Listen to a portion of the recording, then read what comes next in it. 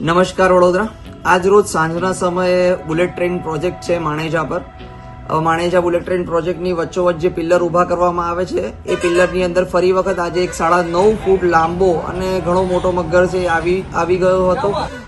એ જ પાસ થઈ રહ્યો હશે અને પાણી અંદર ભરાયું હશે, જેથી કરીને એ નવી વોટર બોડી છે એવું સમજીને એ નીચે આવી ગયો, પણ એ અનફોર્ચ્યુનેટલી ફસાઈ ગયો હતો. તેની જાણ આજે બપોરે અમારા હેમંત વઢવાણાની ટીમને થઈ હતી. ત્યારે ઘટના સ્થળ પર મયુર રાહુલજી, સંદીપ ગુપ્તા, વિપુલ ચાવડા, ભાવેશ બારિયા અને હું પોતે હેમંત વઢવાણા વિશ્વ ગાંધી ત્યાં ઘટના સ્થળ પર પહોંચીને જોયું તો 9.5 ફૂટનો મગર હતો. ત્યાં એ ડ્યુરેશનમાં અમે લોકોએ રોપ દ્વારા અને હાઇડ્રા દ્વારા એને બહાર કાઢવાનો પ્રયત્ન કર્યો હતો અને અમે સક્સેસફુલી આ પ્રયત્નમાં સફળ થયા હતા.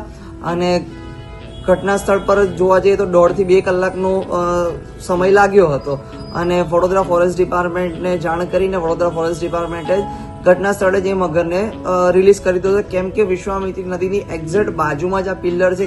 એવું કેવું તો પણ ચાલે કે વિશ્વામિત્રીની વચ્ચે જ આ પિલ્લર છે, જેથી કરીને મગર વારે ઘડીએ અલગ અલગ વિસ્તારોમાં જે એલએનટી પ્રોજેક્ટના જે ખાડા છે એની અંદર આવી જાય છે. અને આજ રોજ અમે લોકોએ આ મગરનું સહી સલામતી રીતે રેસ્ક્યુ કર્યું છે.